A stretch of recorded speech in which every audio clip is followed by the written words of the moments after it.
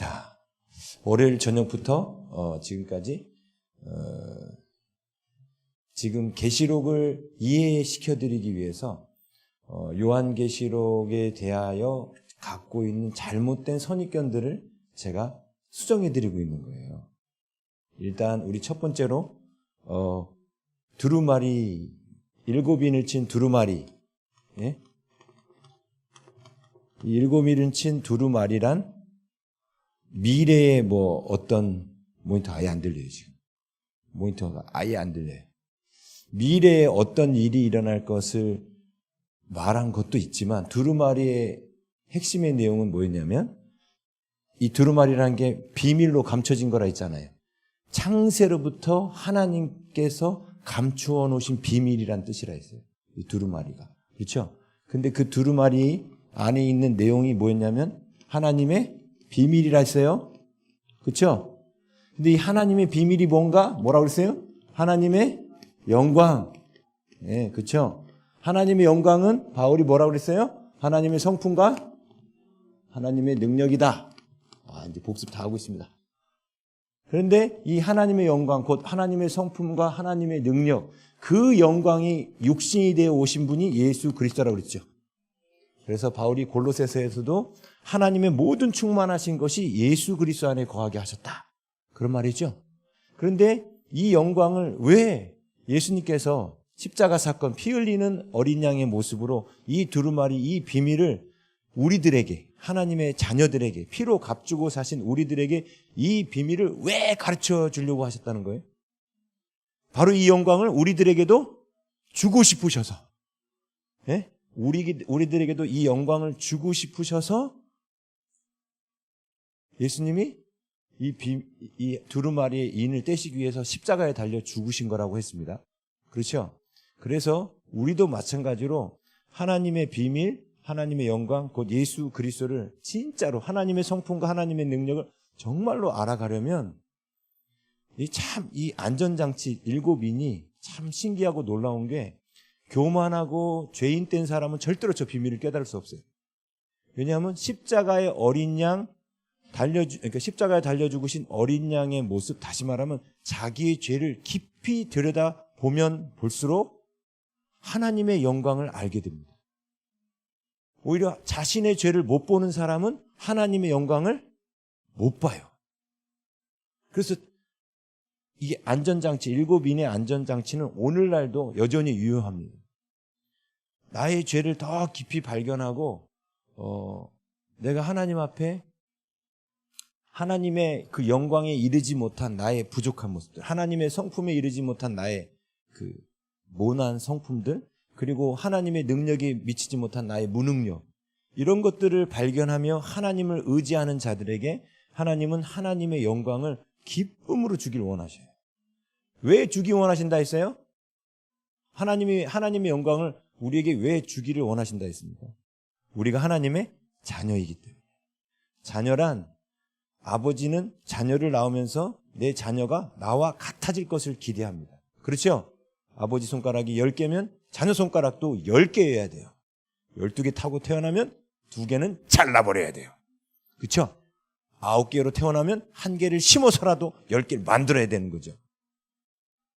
하나님의 성품과 능력을 닮은 하나님의 자녀가 되기를 원하셔서 골로새서 1장에서는 예수님 안에 하나님의 모든 충만하신 것이 거한다고 말했지만 에베소서 3장에서는 하나님의 그 모든 충만하신 것이 이제 우리 안에, 그렇죠? 우리 안에 거한다고 그랬죠? 아멘? 그래서 우리가 뭐가 되는 거예요? 우리가 하나님의 영광이 되는 거예요. 미리 정하시고 부르시고 의롭다 하시고 영화롭게 하셨느니라는 뜻이 영광이 되게 하셨다라는 뜻이라 했습니다. 아멘? 우리를 향한 하나님의 계획은 우리가 하나님의 영광이 되는 거였습니다. 그래서 예수님도 요한복음 17장에서 아버지께서 내게 주신 영광을 내가 그들에게도 주었사오니, 예수님도 이 영광을 우리에게 주시려고 했던 거예요. 근데 이 영광은 비밀이에요. 아무나 알 수 없는 거예요. 그렇죠? 자, 그러면서 피로 값주고 사신 이 하나님의 영광을 받는 사람들을 하나님의 나라가 되게 하셨고 하나님의 제사장이 되게 하셨다. 나라로 만드시고 제사장으로 만드셨다. 이런 얘기 있죠? 그래서 나라로 만드셨다. 만들었다는 단어가 헬라어로는 포이에오. 만들다, 메이크란 동사예요. 우리를 나라로 만드셨다는 거예요. 그래서 제가 어저께 저녁에는 하나님 나라에 대한 잘못된 이해 때문에 계시록을 엉뚱망뚱하게 보는 거라 했어요. 왜냐하면 예수님이 공생애 내내 가르치신 게 하나님 나라예요. 공생애 내내 가르치신 하나님의 나라로 하나님의 나라를 봐야 되는데 계시록에 와서는 완전히 딴 나라로 하나님의 나라를 봐버리는 거예요. 그러니까 계시록에 나온 천년왕국을 이해를 못하는 거예요. 예수님이 공생애 내내 가르치신 하나님의 나라는 뭐였습니까? 영토가 아니라 하나님의 통치를 받는 우리였어요. 우리. 그래서 예수님이 그런 말씀하셨죠. 어디냐면 한번 찾아주세요. 요한복음 18장 36절. 요한복음 18장 36절. 네, 함께 앞에 있습니다. 읽겠습니다. 시작. 예수께서 대답하시되 내 나라는 이 세상에 속한 것이 아니니라. 만일 내 나라가 이 세상에 속한 것이었다면 내 종들이 싸워 나로 유대인들에게 넘겨지지 않게 하였으리라. 이제 내 나라는 여기에 속한 것이 아니니라. 아멘. 예수님이 본디오 빌라도 앞에서 하신 말씀입니다. 내 나라는 여기에 속한 것이 아니다. 구약의 선지자들이 메시아가 곧 하나님이 보내는 왕이 와서 통치할 나라에 대해서 구약에서 계속 예언합니다. 우리 그런 거 있죠. 독사굴에 어린이가 손 넣고 장난쳐도 물지 않는, 모르시나? 네. 그게 이사야서 말씀이잖아요. 그렇죠? 그게 메시아를 통해서 이루어질 하나님 나라의 모습이었습니다. 네? 그런데 지금 독사굴에 손 넣고 장난치면 독사가 안 물어요? 네? 물잖아요. 그럼 죽잖아요. 그렇죠? 근데 예수님 또 희한한 말씀하셨죠. 마가복음 끝에. 너희가 어떤 독을 마셔도 죽지 않는다. 독 드셔도 돼요?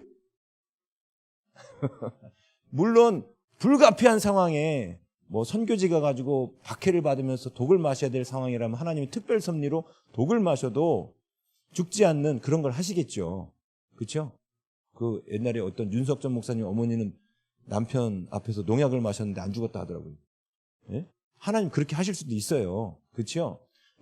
그런데 그 사건이 지금도 사실은 초자연적으로 일어날 수 있지만 독사굴에 손을 넣어도 물지 않고 사자와 어린 양이 함께 뛰놀고 하는 이 모습이 하나님 나라가 이 땅 가운데 임한 모습인데 사람들은 이거를 자꾸 상징 언어를 실제 언어로만 봐버리는 거예요. 분명히 예수님은 하나님 나라가 가까이 왔느니라라고 예수님의 공생애 때 말씀하셨고 그것이 그 하나님의 나라가 예수님의 십자가로부터 시작되었다라고 선포하셨습니다. 그러면 독사굴에 손 놓고 뭐 이렇게도 장난쳐도 물지 않고 그런 게 그때부터 시작돼야 되잖아요. 근데 지금도 사자들은 우리를 보면 잡아먹을 생각을 하죠. 그렇죠?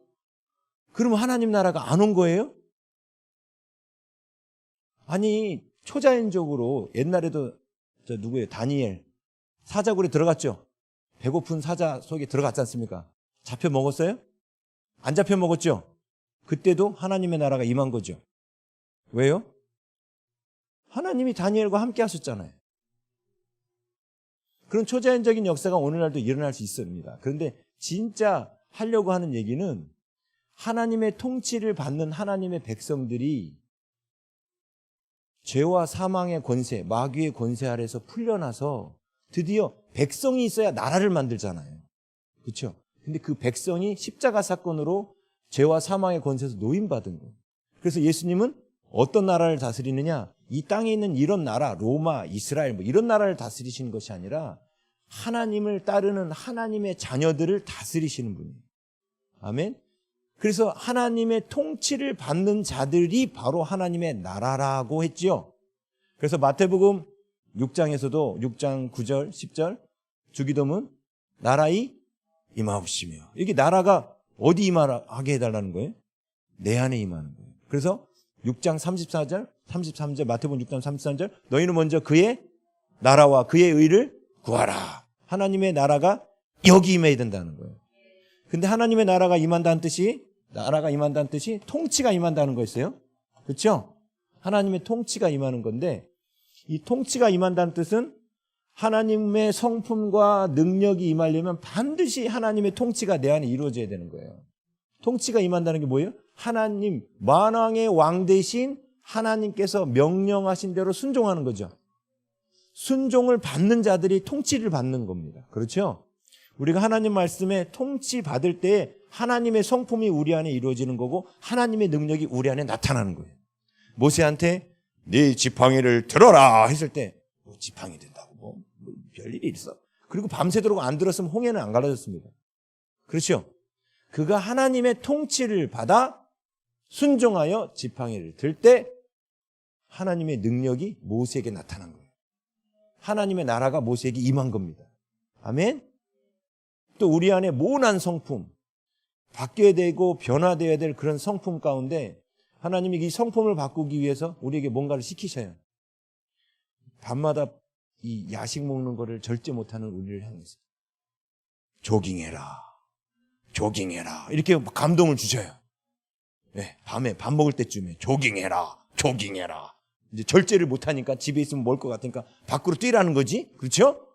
네? 그러면 우리가 어떻게 해야 돼요? 밖으로 뛰어야 돼요. 그러면은 음식에 대한 절제 능력이 생기겠죠. 하나님의 절제라는 성품이 들어올 수 있겠죠. 그런데 이렇게 하나님의 나라가 임하도록 하나님은 계속 우리에게 명령하시는 왕이세요. 왕. 그렇죠? 왕이신데 우리를 요한계시록 5장에 보면 우리를 9장 10절에 보면 5장 10절에 보면 나라와 제사장을 삼으셨고 우리로 왕 노릇하게 하셨다 그랬죠. 그래서 계시록에 많이 나오는 표현이 하나님은 만왕의 왕이에요. 만왕의 왕. 여기서 말하는 만왕이 누구라 했습니까? 우리. 보세요. 하나님의 영광을 받으면 우리는 뭐가 돼요? 왕이 되는 거예요. 그래서 우리를 왕들이라고 그런 겁니다. 구약 성경은 더 노골적으로 말했어요. 하나님은 왕들의 왕이시고 신들의 신이시다 이렇게 말합니다. 그럼 거기 앞에서 말한 신들은 뭘까요? 이방 신들의 신을 말하는 걸까요? No. 하나님은 하나님의 자녀들 신이라고 불렀어요. 예수님이 그 말씀하셨다가 욕 바가지로 먹으셨죠. 하나님의 말씀을 받은 자를 신이라 하였거늘. 예수님이 그 말씀을 어디서 인용해 오셨냐면 시편 82편에서 인용해 오셨습니다. 가볼까요? 시편 82편.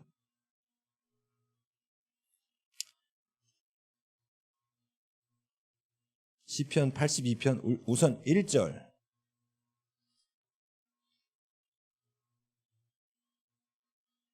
함께 읽겠습니다. 시작. 하나님은 신들의 모임 가운데 서시며 하나님은 그들 가운데서 재판하시느니라. 아멘. 여기서 말한 신들이라는 이 단어가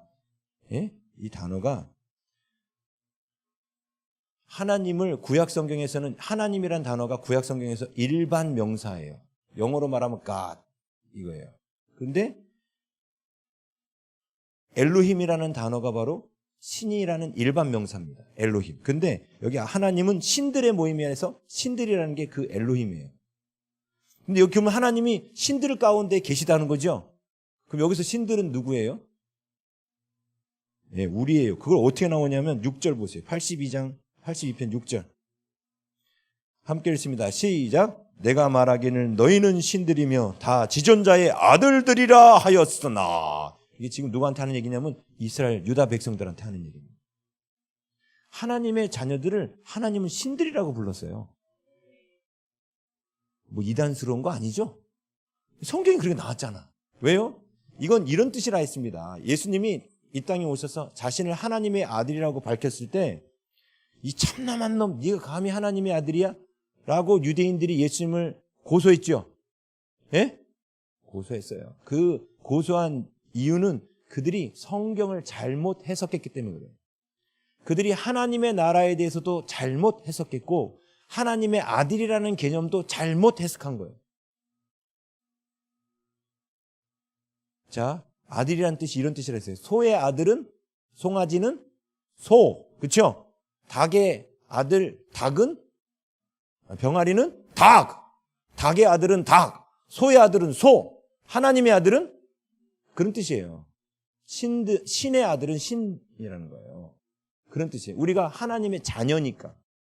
하나님의 자녀니까. 그리고 우리가 누구를 닮기를 계획하셨다고요? 하나님을 닮기를 계획하셨기 때문에 하나님이 왕이시니까 우리에게도 왕권을 주신 거고 하나님이 신이시니까 우리에게도 신이라고 부르시는 거예요. 우리가 신입니까? 신이 아니지. 근데 하나님 우리를 그렇게 대우하신다니까요. 지금 유다 백성들한테 너희들은 신들인데 왜 그딴 식으로 살아? 하고 지금 말씀하시는 거예요. 예수님이 이 말씀을 인용하신 거예요. 하나님의 아들이란 칭호를 예수님은 당신에게만 사용하지 않으셨습니다. 예수님은 하늘에 계신 우리 아버지, 주기도문 가르칠 때도 아버지를 우리 모두의 아버지로 불렀습니다. 우리 모두가 하나님의 아들로 가르치셨죠? 그래요. 근데 예수님께서 분명 부활하시고 난 뒤에도 내 아버지, 곧 너희 아버지 이렇게까지 말씀하셨어요. 요한복음에 보면. 왜 내 아버지, 곧 너희 아버지 이걸 왜 강조하셨을까요? 그 당시 사람들이 하나님의 아들이라는 그 뜻을 완전히 잘못 해석한 거예요. 하나님의 아들을 신화 속에 나오는 신의 어떤 대리자, 그래서 인간이 범접할 수 없는 이런 개념으로 안 거예요. 근데 구약 성경에서부터 예수님이 해석하신 하나님의 아들이란 하나님이 택하신 하나님의 자녀들이에요. 아멘. 그래서 우리가 하나님을 아버지라고 부르잖아요. 근데 하나님을 아버지라고 부르면서도 당신 하나님이세요. 아니야, 이것도 이상한가? 하나님의 아들이고 당신 신입니다. 이렇게 말하면 되게 이상하죠. 느낌이 이상하지 않아요? 당신이 신이십니다. 그럼 이상하잖아요. 근데 하나님의 아들이라는 뜻이 그런 뜻이라고요. 그게 하나님은 우리를 그렇게까지 대우하고 그렇게까지 불러주셔요. 그래서 우리를 하나님은 왕이신데 만왕의 왕이시고 신들의 신이신 거예요. 그래서 성경 검색해 보세요. 신들의 신이라는 표현이 많이 나와요. 하나님. 지금 시편 82편도 하나님은 신들의 모임 가운데 서셨다는 이 신들의 모임이 계시록 4장에 나온 24장로와 네 생물이 있는 그 장소입니다. 그게 신들의 모임이에요. 아무튼 나중에 4장은 나중에. 오늘은 이제 20장에 있는 걸 갖고 이제 하나님 나라에 대해서 여러분에게 이제 조금 이제 개념을 좀 바꿔드렸잖아요. 하나님 나라는 죽어서 가는 영혼이 둥둥둥 떠다니는 어디? 그런 데가 하나님 나라가 아니고 하나님과 함께하면 그 어디는 하늘나라. 우주 저편에 있어도 거기 하나님 계시면 거기도 하나님 나라. 하나님과 함께하는 곳이 하나님의 나라. 하나님과 함께하면서 하나님의 통치를 받아들여야 내가 하나님 나라. 그런 뜻이라 했어요. 그렇죠? 나라의 개념은 영토의 개념이 아니라 했습니다. 그리고 나라의 개념에는 시간의 개념도 없습니다. 시간의 개념이 없어요. 왜요? 하나님은 영원하시기 때문에. 그래서 천년왕국이라는 그 천이 말씀드렸지만 이 천이 하나님의 말씀에 순종하는 자들에게 1000대까지 복을 주신다 했지 않습니까? 그 1000대까지 복을 준다는 뜻이 곧 하나님의 통치를 받아들이는 세대에는 1000대까지 복을 받는다 이런 뜻이라 했잖아요. 근데 한 5대쯤 돼가지고 하나님의 통치를 안 받아들여. 그런데도 하나님의 은혜를 베푸실까요? 그럴 순 없죠.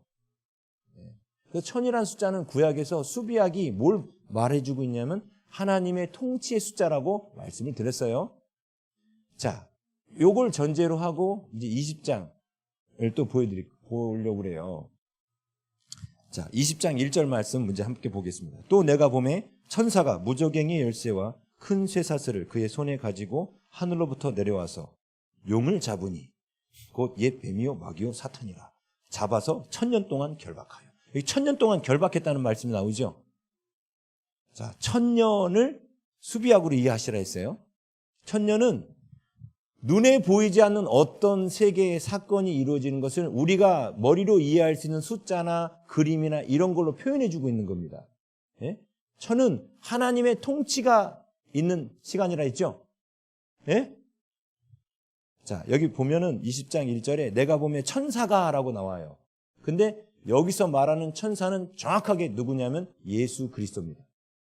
에이? 예수님을 천사라고 불러도 되나요? 네. 앙겔로스라는 그 천사라는 이 단어는 그냥 메신저예요. 사자예요. 사자. 일반 명사예요. 그러니까 그래서 계시록에 보면 계시록 12장에 보면 사단과 그의 사자들 이렇게 나와요. 계시록 12장에 보면 사단과 그의 사자들, 그때 사탄과 그의 사자들 할 때도 앙겔로스라는 천사라는 단어를 그대로 씁니다. 그러니까 사탄의 메신저들을 앙겔로스라고 똑같이 부르고 그렇게 불러요. 그래서 계시록 안에 나오는 천사는 날개 달린 천사도 있지만 하나님의 그 메시지를 갖고 전달하는 자를 천사라고 또 부릅니다. 그게 천사를 실제로 보내실 때도 있지만 예수님이 이 땅에 하나님의 메시지를 갖고 오신 분이죠. 하나님의 성품과 능력을 우리에게 보여주시려고 그 메시지를 들고 오신 분이에요. 그래서 여기서 말하는 천사를 왜 근데 이게 예수님이냐? 사실은 제가 20장을 설명드리려면 또 12장을 설명드려야 돼요. 근데 우선은 그냥 20장부터 하고 그냥 믿고 따라와 보세요. 아시죠? 왜냐하면 이것저것 다 하면 뭐 복잡하거든. 그죠? 제가 최대한 심플하게 지금 교회 나온 지 한 달밖에 안 된 사람들 기술 강의를 하고 있기 때문에 최대한 심플하게 하려고 노력하고 있거든요. 그러니까 보세요. 그냥 믿고 따라오세요. 일단은 천사는 예수님이다. 왜냐? 예수님이 무저갱의 열쇠와 큰 쇠사슬을 그의 손에 가지고 하늘로부터 내려왔다는 겁니다. 그러면서 뭘 잡아요? 용을 잡았어요. 우리나라 속담에 참 복음적인 속담이 있죠. 뭔지 아세요? 용용 죽겠지. 아주 복음적이지 않습니까? 용용 죽겠지. 그쵸? 예, 용이 뭐니까? 막이니까. 용용 죽겠지. 참 복음적인 속담이에요. 속담인지 뭔지는 모르겠지만, 네. 근데 예수님이 용을 잡으러 오셨대요. 그런데 이 용에 대해서 뭐라고 표현하냐면, 옛날에는 뱀이다. 그리고 마귀고 사탄이다. 마귀라는 단어는 헬라어 단어를 번역한 거고, 디아블로스라는 헬라어 단어를 번역한 거고, 사탄이라는 단어는 히브리어 단어를 그냥 음역해서 쓴 겁니다. 사탄은 히브리어, 그냥 사탄이에요. 그냥 히브리어로 사탄. 헬라어로는 디아블로, 그거를 우리나라로 마귀로 쓴 거예요. 그러니까 그놈이에요. 그 말이고. 근데 잡아서 1000년 동안 결박해서 3절에 보면 무저갱에 던져 넣어 잠궈서 그 위에 임봉하여 1000년이 차도록 잠궈 놨다고 말하지요. 예? 자, 일단은 이제 또 우리가 지금 계시록 20장 이 부분을 이해를 하시면 계시록의 구조를 이해하시는데 큰 도움이 되는 거예요. 근데 이 사단을 결박하는 이 사건이 대단히 중요한 사건이에요. 왜냐하면 우리 봤죠. 예수님이 십자가 사건으로부터 우리가 나라가 됐고 제사장이 됐고 우리가 왕권을 다시 회복했죠. 제가 회복이라는 단어를 썼는데 원래 우리 왕권 갖고 있었다 했죠. 왕노릇하다 할 때 했지 않습니까? 창세기 1장 28절 정복하고 다스려라. 하나님은 우리를 이 땅에 보낼 때부터 무슨 계획으로 보내셨어요? 왕으로 보내셨다 했지 않습니까? 그래서 천국 가서 우리가 하게 될 일 계시록 22장 5절 영원토록 왕노릇 할 것이다. 근데 그 왕권을 우리가 빼앗겼죠. 누구한테 빼앗겼어요? 마귀한테. 왜 뺏겼죠? 하나님께서 뭐라고 하셨냐면 선악을 알게 한 나무 실과를 따먹지 말아라. 내가 먹는 날에는 정령 죽으리라 그랬습니다. 그렇죠? 아담이 빨리 안 마르네. 써야 되는데. 아담이 선악을 알게 하는 나무의 실과를 먹는 그날 죽었습니까? 맞아요. 죽었어요. 네. 어쩜 그렇지 않으세요? 근데 두 발로 걸어 다녔잖아요. 거기서 죽었다라는 뜻이 뭐냐면 하나님과의 생명의 호흡이 끊어졌다는 뜻이에요. 하나님과의 관계가 끊어졌다는 뜻이에요. 이게 무슨 뜻이냐? 더 이상 하나님의 통치를 안 받아들인다는 뜻입니다. 다시 말하면 아담이 하나님의 나라를 잃어버립니다. 하나님의 통치를 거절한 거죠. 따먹지 말라고 한 걸 따먹었으니까 하나님의 통치를 거절한 거잖아요. 하나님의 나라를 하나님의 나라가 여기라 했잖아요. 여기. 그렇죠? 아담과 하나님 사이에 하나님 말씀에 순종하여 따먹지 않고 있을 때는 아담이 하나님 나라가 아담 안에 있었다는 거예요. 근데 하나님 말씀을 거절하죠. 탁. 그죠? 따먹었잖아요. 그러면서 하나님의 통치를 탁 거절하니까 이 땅이 어떻게 돼요? 마귀가 지배해요. 그렇죠? 이 땅을 마귀가 지배하면서 그 뒤에 어떤 일이 벌어졌죠? 눈에 보이는 이 땅도 마귀가 지배해버렸죠. 이제 해야지. 보세요. 하나님께서 아담에게 땅을 정복하고 땅을 다스리라는 무슨 권세를 맡기셨냐면 땅의 권세를 맡기셨어요. 그렇죠? 권세란 왕의 왕에 대한 그림 언어가 보좌, 지팡이, 면류관 뭐 이런 거라 했습니다. 그렇죠? 하나님은 아담한테 땅의 권세를 맡기셨어요. 땅을 정복하고 다스리라 했으니까. 그렇죠? 이게 누가 주신 거예요? 하나님께서 아담에게 주신 거예요. 그런데 아담이 하나님 말씀에 불순종했어요. 이렇게 불순종했죠. 통치가 끊어져 버린 거예요. 하나님의 나라가 아담에게 임하지 않은 겁니다. 아담이 여기 하나님 나라를 잃어버렸기 때문에 눈에 보이는 하나님 나라 에덴도 잃어버린 거예요. 이해되시죠? 네? 그래서 에덴에서 쫓겨납니다. 근데 이때 아담이 하나님 말씀에 불순종하면서 동시에 누구의 말에는 순종해 버렸습니다. 누구죠? 마귀의 말에 순종해 버렸어요. 로마서 6장 누구든지 그 순종함을 받는 자의 종이 되는 것을 알지 못하느냐. 하나님께 순종할 때는 아담이 하나님의 아들이었어요. 그런데 마귀에게 순종하자 마귀의 뭐가 돼요? 종이 돼요. 종이 됐죠? 자, 종이 되고 나서 이 마귀가 아담이 너무너무 좋은 걸 들고 있네? 땅의 권세? 그렇죠? 하나님이 땅을 정복하고 다스리라 했잖아요. 들고 있죠? 얘가 이걸 뺏었을까요? 안 뺏었을까요? 그렇죠. 뺏었어요. 뺏겨요. 그래서 땅의 권세가 그때부터 마귀에게 빼앗겨서 마귀를 그때부터 땅의 임금이라고 말하는 거예요. 예수님께서도 요한복음 12장에 세상 임금이라고 말했죠. 그래서 그놈이 임금이 돼버린 거예요. 이 안타까운 일이 벌어진 거죠. 그렇죠? 네? 억울하죠? 억울해요. 그런데 예수님이 뭐 하셨다고요? 십자가에 달려 죽으심으로 마귀의 권세 아래 있는 우리를 어떻게 하셨어요? 건져내셨죠? 건져내시면서 예수님이 하신 일이 뭐냐면 마귀를 무저갱에 가두신 거예요. 이제 이걸 설명드릴게요. 무저갱에 가두신 거예요. 자, 그리고 아담과 또 하나님을 믿고 이 땅을 떠난 많은 성도들을 예수님께서 건져내셨다고요.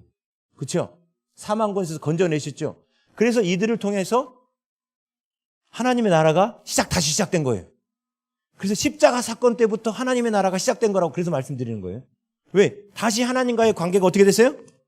회복됐죠. 그러면 여기가 하나님하고 회복됐으면 에덴도 회복돼야 되는 게 맞죠. 그래서 가난한 자에게 복음을 그랬듯이 진짜 우리가 하나님과의 관계가 회복되면 물질의 땅도 진짜 회복됩니다. 회복이 안 되는 게 이상한 거예요. 그게 무슨 뜻이에요? 아니 하나님과의 관계는 회복되는데 눈에 보이는 물질이 회복 안 되는 이유는 뭔지 아세요? 하나님과의 관계 안에서 내가 통치를 안 받아들이고 있었어요. 하나님 말씀에 순종을 안 하니까 가난하게 사는 거예요. 목사님, 사회 구조 자체가 가난하게 살 수밖에 없어요. 이 사회 구조 때문에 안 돼요. 그건 그분에게 해당하는 거예요. 그분은 믿는 대로 될지어다. 그런데 예수님께서는 우리를 마귀의 권세에서 이 나라가 회복됐기 때문에 에덴도 이미 회복되었다라고 믿으라고 하셔요. 그걸 믿는 사람은 왕처럼 삽니다. 진짜로. 그렇죠? 회복됐습니다. 그래서 하나님이 여기서 우리를 마귀의 권세에서 건져내셨고 이 건져내실 때에 자, 잘 보시면 모두 회복됐을까요? 안 보이세요? 땅의 권세도 회복됐겠죠? 당연한 거 아니에요? 원래 땅의 권세 누구 거였습니까? 마귀 거였어요? 원래 우리 거였어요. 원래 우리 거. 근데 이게 누구한테 뺏긴 거예요? 마귀한테. 언제부터 언제까지? 아담이 타락해서 예수님이 십자가에 달려 죽으실 때까지 이 왕의 권세를 빼앗긴 겁니다. 그렇죠? 그런데 이 권세가 다시 회복됐어요. 그래서 예수님이 근데 이 왕의 권세가 아직 우리가 하나님의 성품까지 이르지 않았는데 왕의 권세 잘못 휘두르면 큰일 나겠죠. 그래서 하나님께서 안전장치를 달아놓으셨어요. 여기 안전장치. 그게 뭐냐면 이런 거예요. 하늘과 땅의 모든 권세를 내게 주셨으니 그러므로 너희는 가서 모든 족속으로 제자를 삼아. 하늘과 땅의 권세를 누가 갖고 계세요? 예수님이 갖고 계세요. 그리고 예수님이 우리에게 이 권세를 쓰실 수 있도록 너희가 내 이름으로 구하면 내가 시행하리라. 아멘. 그래서 우리가 예수님의 이름으로 구할 때마다 하늘의 권세, 땅의 권세가 나타나는데 중요한 건 예수님이 결제를 해 주셔야 돼. 그래야 안전하겠죠? 만약에 아담의 땅의 권세 갖고 나가 뒤져라! 그러면 나가 뒤지면 어떻게 돼? 큰일 나잖아요. 네? 근데 거기다 대고 예수의 이름으로 나가 뒤져라 소리는 안 할 거 아니에요. 그렇죠? 혹시라도 또 예수의 이름으로 나가 죽어라 그래도 예수님이 결제를 안 하셔요. 그런 거는. 당연하죠? 그래서 지금 땅의 권세도 땅의 권세 플러스 예수님은 하늘의 권세까지. 이 하늘의 권세가 회복됐다는 게 마귀를 결박하는 권세예요. 이것까지 다 회복해 놓으셨어요. 이미. 십자가 사건 때. 이게 바로 얘를 무적행에 가둔 사건입니다. 그런데 왜 이 사건을 사람들이 지금 20장 계시록 20장 1절에 나온 마귀를 무적행에 가둔 사건을 왜 사람들이 미래에 있을 일로 자꾸 보는 분들이 있냐면 계시록에서 표현하는 다양한 그림 언어들을 이해하지 못해서 그런 거예요. 제가 그런 말씀 드렸죠. 예수님을 표현하는 단어들이 유다의 사자, 피 흘리는 어린 양, 계시록만 해도 새벽별, 흰말을 타고 오시는 분 이렇게 다양하게 있죠. 그리고 요한복음에는 세상의 빛, 진리, 양의 문, 선한 목자, 생명의 떡, 부활, 생명, 포도나무. 예수님은 나는 포도나무요 그랬어요. 그럼 예수님 포도나무예요? 그 포도나무를 갖고 그 접붙임되는 어떤 그런 거. 너희가 내 안에 거하면 과실을 많이 맺고 나를 떠나서는 아무것도 할 수 없다. 그 과일의 이미지를 통해서 내가 주님 안에 거해야 열매를 맺을 수 있구나를 설명하기 위해서 포도나무를 설명한 거지 예수님 자체가 포도나무는 아니잖아요. 그렇죠? 마찬가지로 이 마귀가 무적행에 갇히는 이 사건도 마귀가 우리를 향한 지배권을 잃어버리고 이 마귀가 무력화되었음을 나타내는 그림 언어예요. 근데 이 그림 언어가 꽤 많이 나옵니다. 자, 일단 그림부터 그려볼게요. 여태까지 했던 얘기를 정리하면 자, 여기 에덴의 기간입니다. 에덴 동산이죠? 여기 십자가예요. 이게 구약시대죠? 구약시대예요. 자, 에덴 동산에서 마귀의 모습은 어떤 이미지로 나타나죠? 뱀입니다.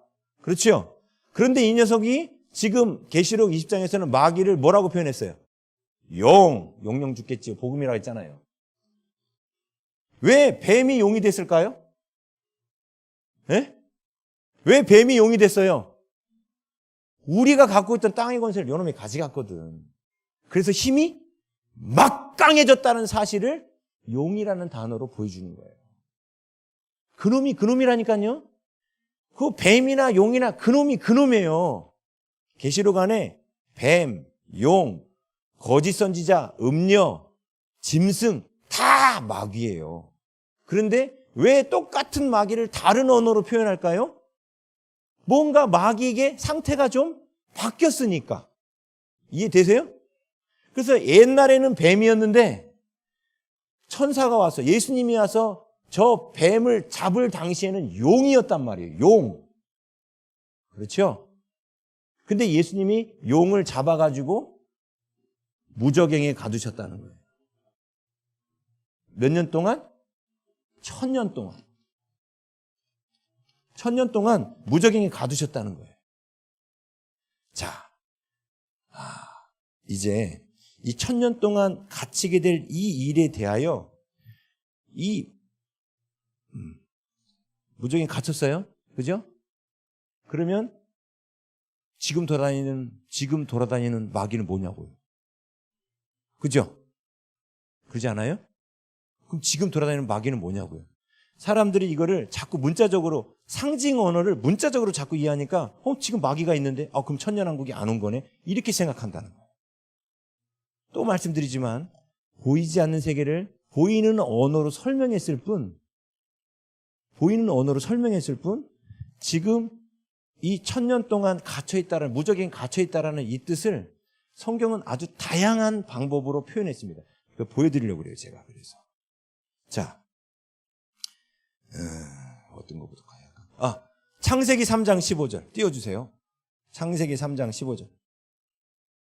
자, 마귀가 십자가 사건으로 박살날 것에 대하여 그림 언어, 무적행에 갇히는 것도 하나의 그림 언어예요.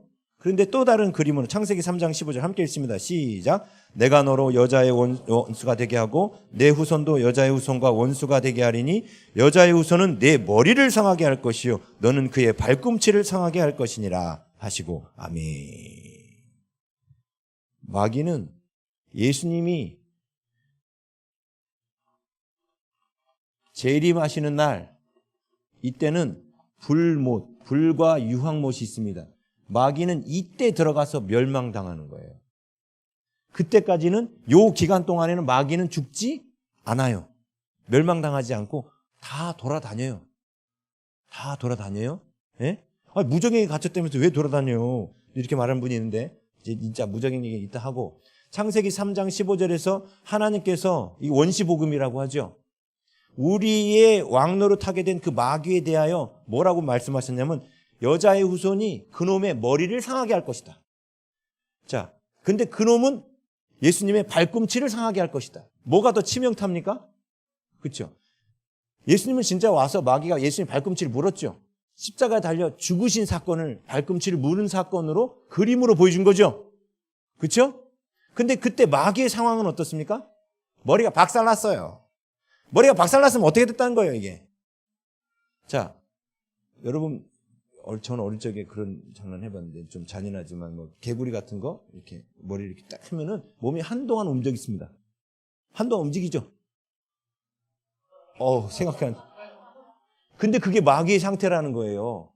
지금 마귀들이 지금 뭐겠어요? 한동안 이러고 있는 거예요.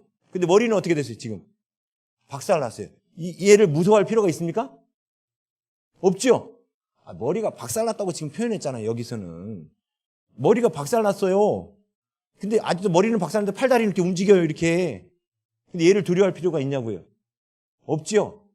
자, 이거는 지금 마귀의 상태를 이해시키기 위한 그림 언어예요. 왜? 마귀는 보이지 않는 세계인데 보이는 세계의 그림 언어로 우리에게 마귀의 상태를 이해시키려고 그러는 거잖아. 근데 머리가 박살났다는 표현도 나왔습니다. 또 나오는 거. 자, 이사야서 14장 15절. 이사야서 14장 15절.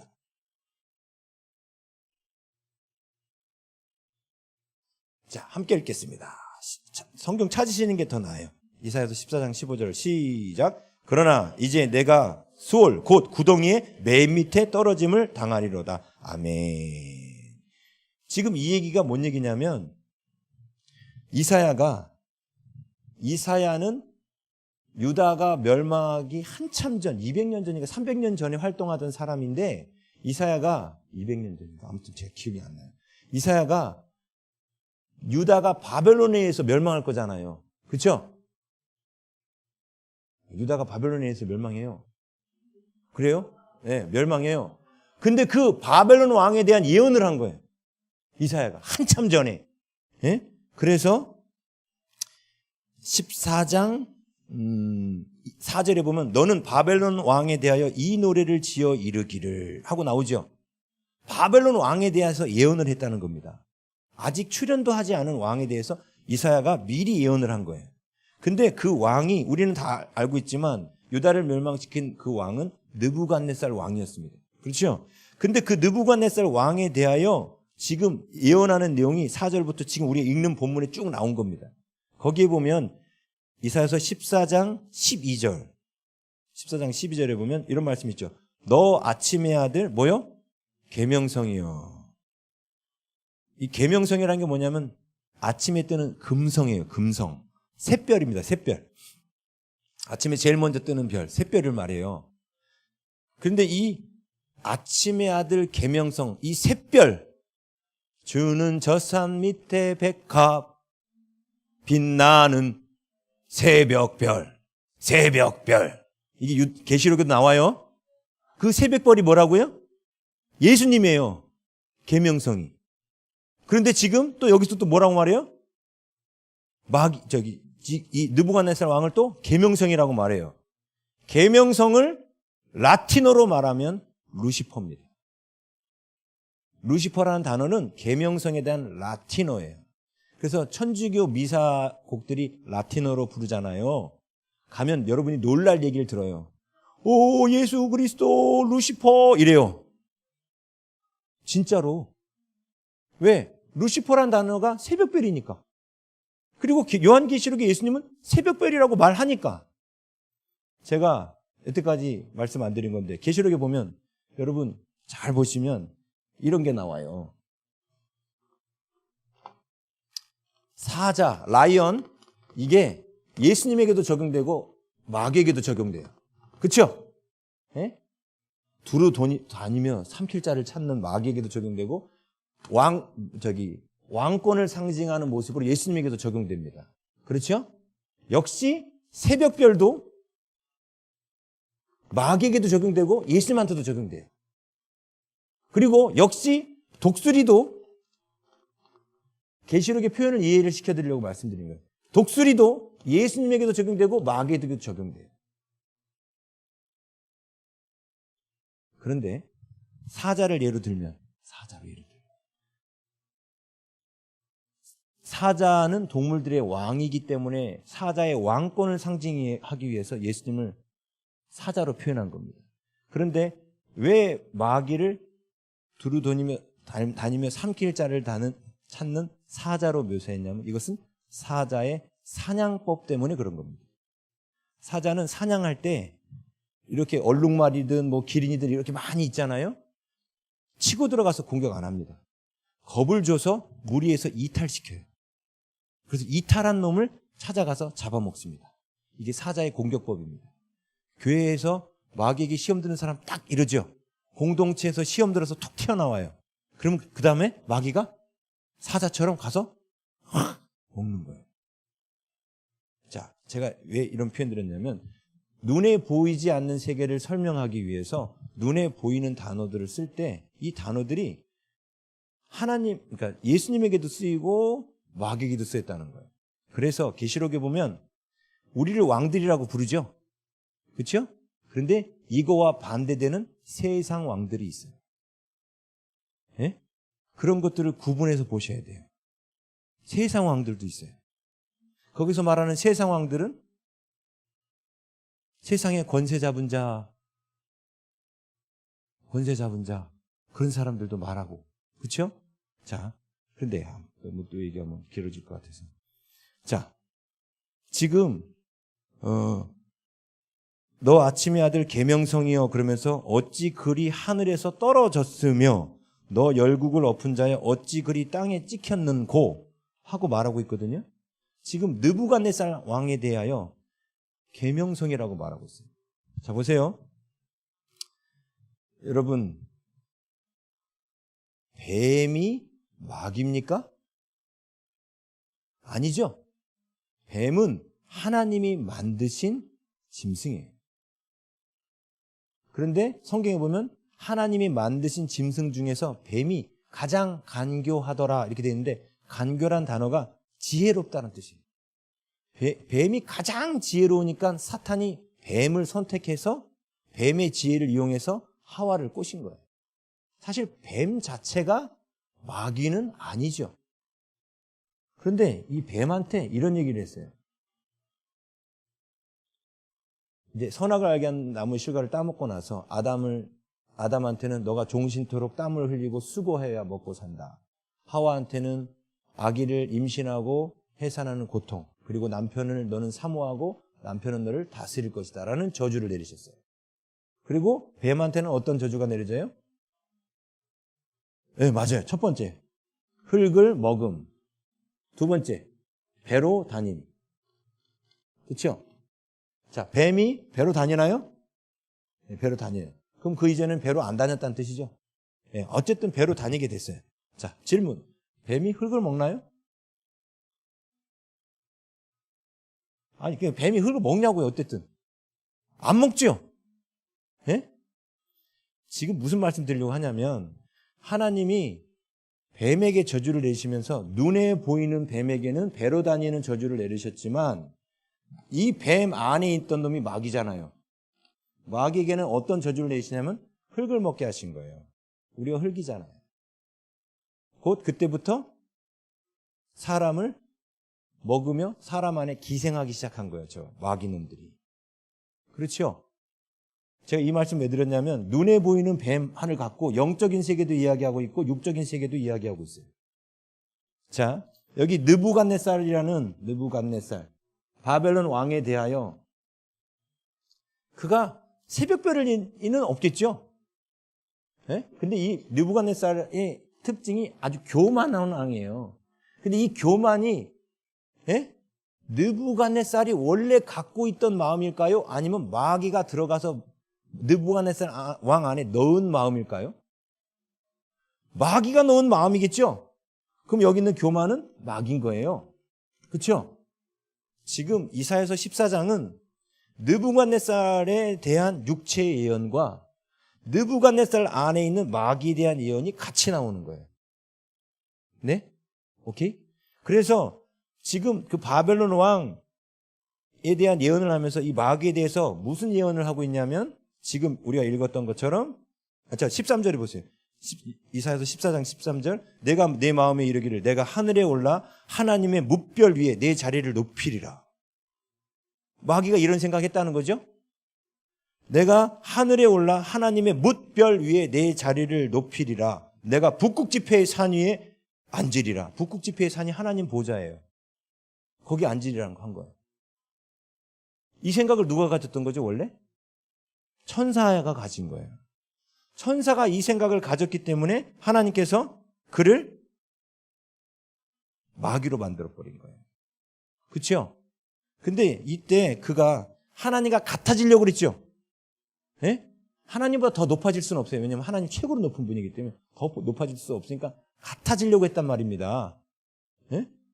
자, 여기서 마귀가 하나님과 같아지려고 했다는 뜻이 무슨 뜻인지 아세요? 단지 교만일까요? 아니요. 그런 뜻이 아니에요. 여기 보면 북극지폐의 산 위에 앉으리라 그랬죠. 보좌가 보이죠? 보좌 보이지 않습니까? 하나님이 앉는 보좌에 지가 앉겠다고 그런 거죠. 근데 정확하게 말하면 여기는 하나님이 앉는 보좌가 아니고요. 하나님이 우리를 위해서 준비해 놓으신 보좌예요. 왜? 우리가 장차 뭐가 될 거니까? 왕이 될 거니까. 그러면 지금 이 타락한 천사가 넘본 것은 누구의 자리를 넘본 거예요? 우리의 자리를 넘본 거예요. 제가 그 증거를 대볼까요? 아담이 마귀가 하와와 아담을 꼬실 때 내가 이 실과를 먹으면 내 눈이 밝아져서 하나님과 같아지리라 그랬어요. 하나님과 같아지리라. 하나님은 잘 들으셔요. 여태까지 이제 공부했으니까 잘 대답하셔야 돼요. 하나님은 우리가 하나님과 같아지기를 원하실까요? 원치 않으실까요? 네, 원하셔요. 우리가 하나님의 영광을 주기 원하신다 했죠? 같아진다는 게 피조물인데 맞짱 뜨자 이런 뜻이 아니고 하나님의 그 거룩한 성품, 하나님의 그 놀라운 능력 하나님 우리에게 주시면서 우리가 하나님과 같아지기를 원하셔요. 그게 바로 우리를 위해서 예비하신 보좌예요. 하나님 보좌 우편이 예수님이 앉으셨듯이 하나님이 우리를 위해서 보좌를 예비하신 거예요. 우리가 성숙해지면 이 자리에 앉히려고. 우리가 하나님을 진짜 예수님처럼 사랑하면 예수님이 앉는 이 자리에 앉히려고 그래서 내 생물이 하나님 제일 가까이서 모시고 있고 24장로들이 그 보좌에 앉아 있는 거예요. 그런데 보세요. 그러면 아담이 지은 죄목이나 천사가 지은 죄목이 똑같지 않습니까? 둘 다 하나님과 같아지려다가 누구는 마귀가 됐고 우리는 하나님과 같아지려다가 에덴 동산에서 쫓겨났죠. 자, 성경에 타락한 천사를 향한 구원 계획이 있습니까? 없어요. 오직 불과 유황못의 심판밖에 없습니다. 그렇죠? 그런데 똑같은 죄를 짓고 타락한 우리에게는 하나님이 어떻게 하셨죠? 예수 그리스도를 보내셔서 구원하셨어요. 왜요? 우리는 처음부터 하나님의 아들, 딸로 계획됐거든요. 처음부터 그 자리를 우리에게 주려고 계획하신 거기 때문에 우리가 욕심으로, 교만으로 그 자리에 앉으려고 하면 절대 안 되는 거예요. 이 땅에 우리 그 왕노릇하다라는 예수 그리스도 더불어 왕노릇하라는 그 말씀 나눌 때 그랬죠. 세상 왕들은 교만으로 왕이 되려고 그래요. 그렇죠? 근데 하나님 나라의 왕은 섬김으로 왕이 되는 거예요. 하나님을 사랑하고 하나님을 섬김으로 하나님의 그 보좌 우편에 앉기를 원하셨는데 마귀가 유혹한 거죠. 하나님을 배반하여 그 자리에 앉도록, 하나님을 사랑하지 않아서 그 자리에 앉도록 유혹한 거죠. 그렇죠? 그렇지만 똑같은 죄를 지었지만 하나님은 그 아담을 위해서 가죽옷을 지어 입히시며 내가 내 아들을 보내서 너를 죄악 가운데서 건져줄게 하고 약속하세요.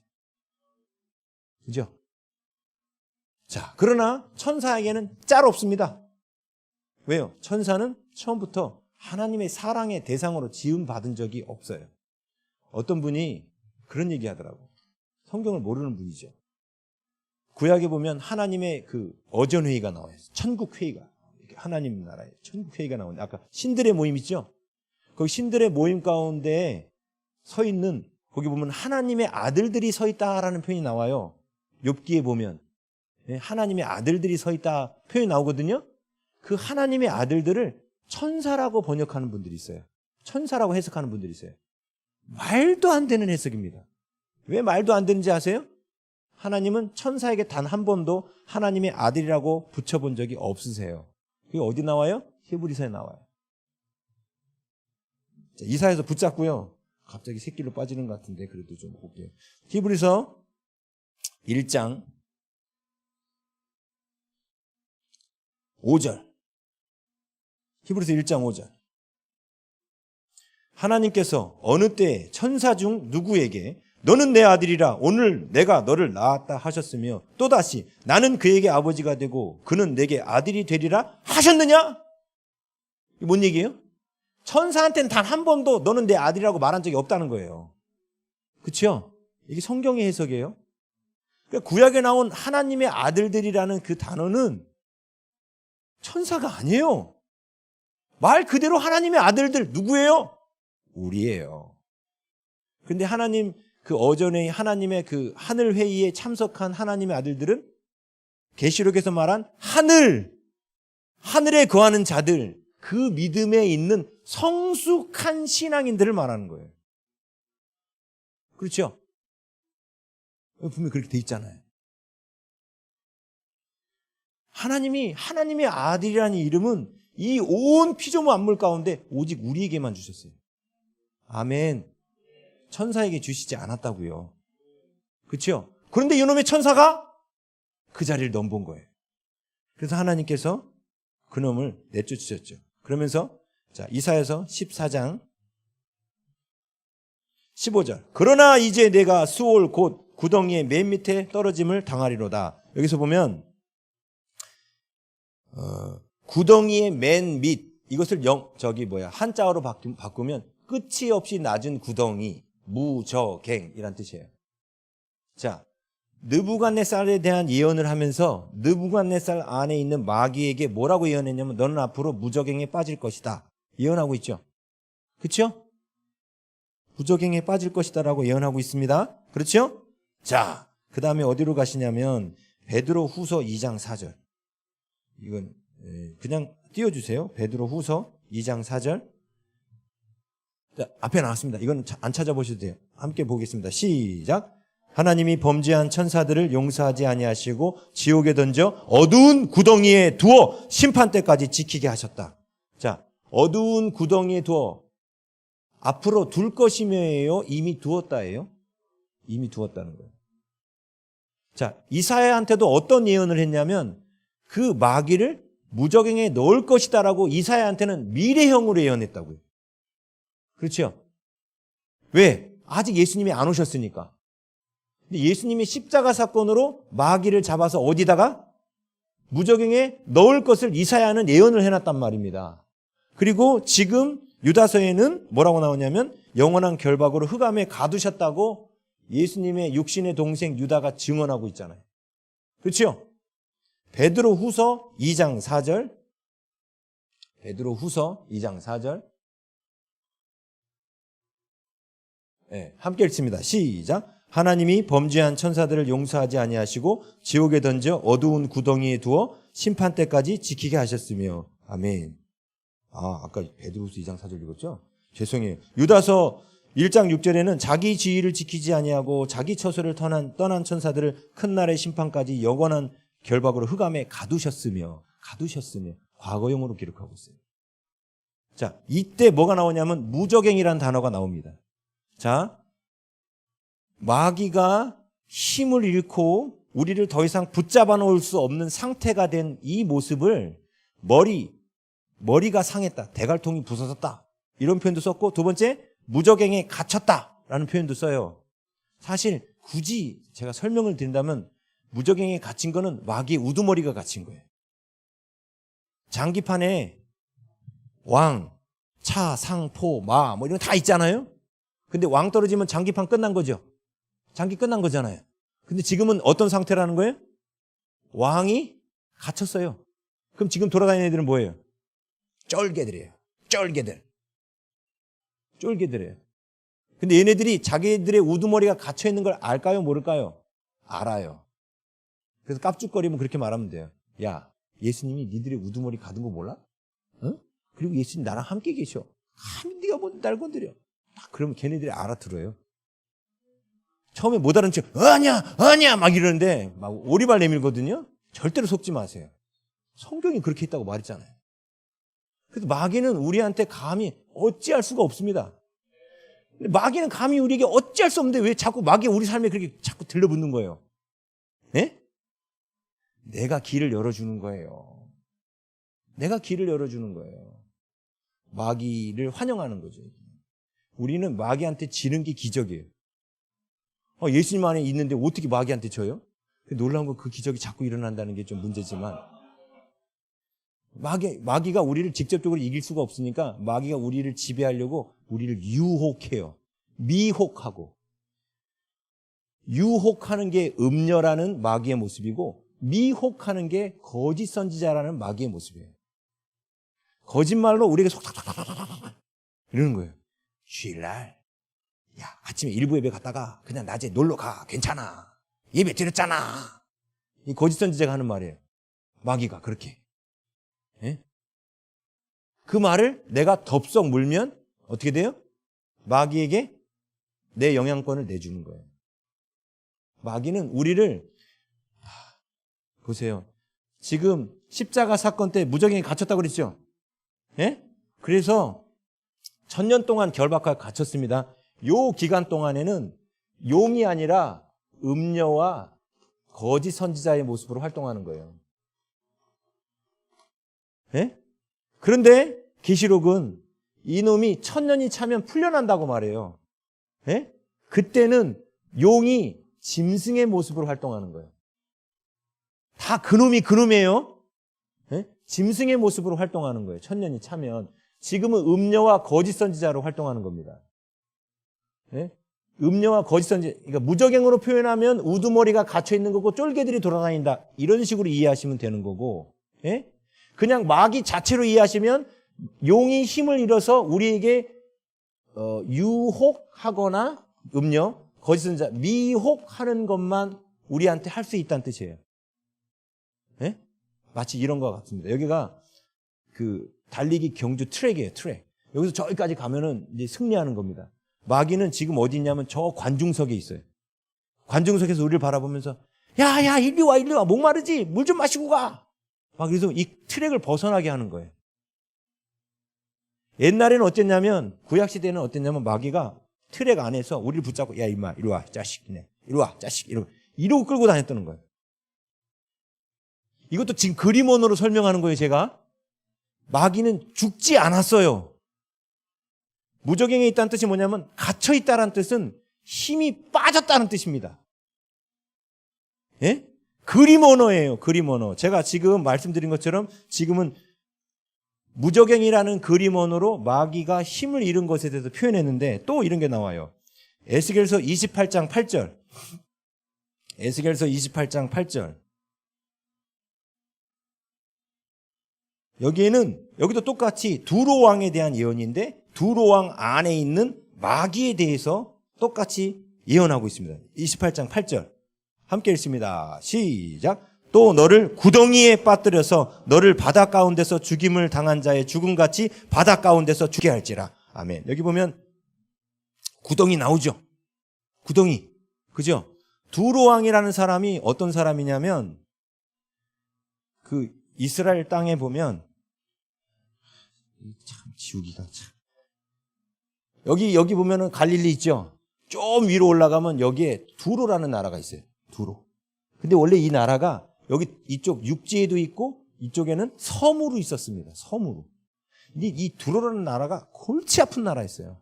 물론 이 두로 왕이 솔로몬 때 나무도 갖다 주고 좀 기여한 바가 있어요. 덕분에 하나님 조금 봐줬거든요. 예? 근데 이 두로라는 나라가 바벨론 왕이 저 두로를 정복하려고 막 그냥 했는데 못 이겼어요. 그 이유가 뭐냐면 두로가 섬인데 난공불락의 요새야. 배 타고 가서는 도저히 이길 수가 없어. 그러니까 바벨론 왕 느부갓네살 왕이 여기 정복하려다가 정복을 못했어. 그러니까 두로 왕이 되게 교만해져. 이 두로 왕은 해적질을 했습니다. 밖에 나가서 배 가는 거 딱 해가지고 자기네 이 섬으로 딱 들어오면 더 이상 적들이 못 들어와요. 두로가 되게 교만해졌단 말입니다. 그 교만해진 두로가 멸망할 것에 대한 예언이 에스겔서 28장이에요, 지금. 예? 근데 그 두로 왕한테 뭐라고 예언하냐면 구덩이에 빠질 것이다. 예? 구덩이에 빠질 것이다. 지금 마귀가 무적행에 빠진다는 예언하고 똑같죠? 그런데 여기 또 다른 그림 언어가 나옵니다. 그게 뭐가 나오죠? 바다 가운데서 죽게 할 것이다. 자, 구덩이를 또 뭐라고 표현했어요? 바다 중심으로 표현했어요. 그렇죠? 예? 자, 바다 중심에 빠진다고 기록됐습니다. 자, 1000년이 차면 짐승이 놓인다고 그랬죠? 짐승이, 이제 마귀가 노예예요. 무적에 갇혀있던 노예예요. 놓이는 게 뭔지는 이따가 설명드릴 거예요. 놓입니다. 자, 놓이는 장면이 어디 나오냐면 요한계시록 13장 한번 가볼게요. 여러 군데 나와요. 놓이는 장면이. 요한계시록 13장 1절 함께 읽습니다. 시작. 내가 보니 바다에서 한 짐승이 나오는데 뿔이 10이요 머리가 7이라. 이렇게 나왔죠? 어디서 나와요 지금? 바다 중심에서 나왔죠? 그런데 아까 마귀가 어디 빠진다고 돼 있었어요? 바다에 빠진다 했죠? 자, 이 짐승이 여기서는 바다에서 나왔다라고 표현했는데 17장 8절로 가겠습니다. 17장 8절. 함께 읽습니다. 시작. 내가 본 짐승은 전에 있었다가 지금은 없으나 장차 무적행으로부터 올라와 멸망으로 들어갈 자니. 스톱. 여기서는 바다에서 나온다고 표현 안 하고 뭘로 표현해요? 무적행. 그러니까 바다나 무적행이나 똑같은 것이죠. 예? 그림 언어를 달리 쓰고 있는 거잖아요. 지금 13장에서는 바다에서 나온다고 돼 있잖아요. 짐승이. 근데 여기서는 그 짐승이 어디서부터 나왔다고 표현해요?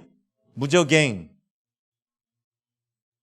그러니까 사람들이 바다하고 무적행을 따로 생각한단 말이에요. 그렇지 않다니까요. 사단의 상태가 약하게 된 이 그림을 머리가 깨진 걸로도 표현하고, 예? 무적행에 갇힌 걸로도 표현하고, 바다 중심에 빠진 걸로도 표현합니다. 왜냐하면 두로 왕이 정말로 바다 중심에 빠져 죽었거든요. 예? 바다 중심에 빠져 죽었어요. 자, 이거 지금 계속해서 제가 뭘 보여드리냐면 마귀가 십자가 사건으로 말미암아 힘을 잃은 사건에 대해서 계속 보여드리는 거예요. 또 한 가지. 자, 에스겔서 28장 17절. 에스겔서 28장 17절. 이건 그냥 띄워주세요. 자, 마귀의 운명에 대한 거예요. 함께 읽습니다. 시작. 내가 아름다움으로 마음이 교만하였으며 내가 영화로움으로 내 지혜를 더럽혔으며 내가 너를 땅에 던져 왕들 앞에 두어 그들의 구경거리가 되게 하였도다. 두로왕, 아까 그 예언 계속되고 있는 겁니다. 자, 바다에 빠졌다고도 말하고 무저갱이에 빠졌다고도 말하는데 여기서 또 뭐라고 말해요? 땅에 던져 구경거리가 되게 했다라고도 표현하죠. 왕이 땅바닥에 구경거리가 됐다는 거예요. 이것도 마귀가 힘을 잃은 거에 대한 또 다른 그림 언어입니다. 이거에 대한 성취, 골로새서 2장 15절. 뭐라고 표현했나 보세요. 골로새서 2장 15절. 자, 함께 읽습니다. 시작. 통치자들과 권세들을 무력화하여 드러내어 구경거리로 삼으시고 십자가로 그들을 이기셨느니라. 십자가 사건으로 마귀를 구경거리로 삼으셨다라고 분명히 말하죠. 두루왕한테, 그 두루왕 안에는 마귀한테 뭐라고 말했습니까? 너는 앞으로 구경거리가 될 것이다 그랬지 않습니까? 그렇죠. 지금 마귀가 1000년 동안 갇혀있는 이 상황을 머리가 깨졌다, 무저갱이에 갇혔다, 바다에 빠졌다, 구경거리가 됐다. 지금 표현들이 이렇게 다양해요. 예? 그리고 지금 골로새서 2장 15절 나온 김에 보면은 거기 무슨 단어가 나오냐면 통치와 권세들, 통치자들과 권세들이 마귀를 말하는 거예요. 그들이 뭐가 됐다? 무력화됐다. 무력화됐다는 게 뭐예요? 힘을 잃었다는 뜻이에요. 용이 갇힌 이 모습을 무력화라고 표현해요. 무력화. 힘을 잃었다는 거예요. 힘을.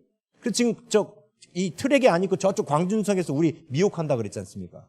힘을 잃었다는 거예요. 힘을. 그럼 대체 무슨 힘을 잃은 걸까? 이따가 볼 거예요. 네. 그 다음에 이제 구경거리가 됐다는 표현도 나와요. 그 다음에 또 있습니다. 요한복음 12장 31절, 32절. 요한복음 12장 31절, 32절. 자, 함께 읽겠습니다. 시작. 이제 이 세상에 대한 심판이 이르렀으니 이 세상의 임금이 쫓겨나리라. 내가 땅에서 들리면 모든 사람을 내게로 이끌겠노라 하시니. 여기서 땅에서 들리면이라는 게 바로 예수님 십자가 사건이죠. 십자가 사건 때 마귀가 어떻게 될 것이다? 이 세상의 임금이 어떻게 되리라? 쫓겨나리라. 세상 임금이 쫓겨나리라. 이게 십자가 사건으로 이루어질 마귀의 모습이에요. 구경거리가 된다는 말 나왔지만 그 다음에 뭐냐면 쫓겨나는 거예요. 쫓겨나는 거. 그렇죠? 근데 어디로 쫓겨나는 걸까요? 예? 아니요. 천상회의에서 땅으로 내쫓기는 거예요. 계시록? 아니, 하나만 더 찾을게요. 여기서는 쫓겨나리라 그랬죠? 요한복음 16장 11절. 요한복음 16장 11절. 이거는 성령께서 오셔서 우리에게 가르쳐 주신다는 거예요. 성령은 근데 언제 오셨냐면 십자가 사건 이후 오순절 마가다락방에 그때 오셨죠. 그러니까 십자가 사건 이유를 말하는 거예요. 근데 성령이 오시면 우리에게 죄에 대하여, 의에 대하여, 심판에 대하여 세상을 책망하시는데 심판에 대하여라 하면 뭐라고 나와요? 이 세상 임금이 심판을 받았다. 아까는 쫓겨나리라 그랬는데 여기서는 성령이 오셨을 때 뭐라고 표현해요? 심판 받았다. 쫓겨났다는 거죠. 그게 뭘 기점으로 한 거예요? 십자가 사건. 십자가 사건 때 쫓겨났다는 거예요. 그 쫓겨나는 장면 계시록 12장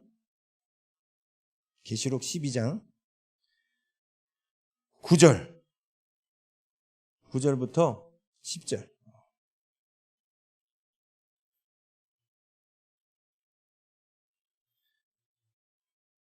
9절 함께 읽습니다. 시작. 큰 용이 내쫓기니 옛 뱀 곧 마귀라고도 하고 사탄이라고도 하며 온 천하를 꿰는 자라. 그가 땅으로 내쫓기니 그의 사자들도 그와 함께 내쫓기니라. 스톱. 여기 보면 큰 용이 내쫓기는 이 사건이 언제예요? 십자가 사건.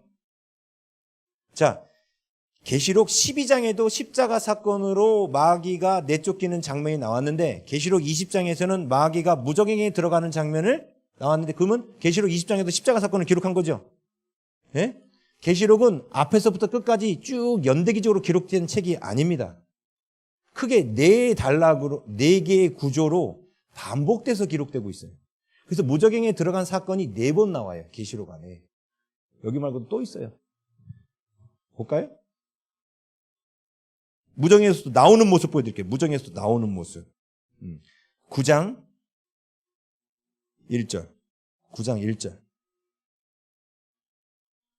함께 읽습니다. 시작. 다섯째 천사가 나팔을 불매 내가 보니 하늘에서 땅에 떨어진 별 하나가 있는데 그가 무저갱의 열쇠를 받았더라. 2절. 그가 무저갱을 여니 스톱. 무저갱이 열리는 장면 나오죠. 그러면 무저갱이 닫혀 있었던 때가 있었다는 거죠. 계시록이 4번의 반복되는 주기로 기록됐기 때문에 무저갱에 갇혔고 무저갱이 풀리는 모습이 4번 나오는 거예요. 근데 이거를 역사적으로 쭉 봐버리니까 계시록이 이상해지는 거예요. 계시록은 다니엘서처럼 주기성에 의해서 기록됐습니다. 이거는 이제 나중에 할게요.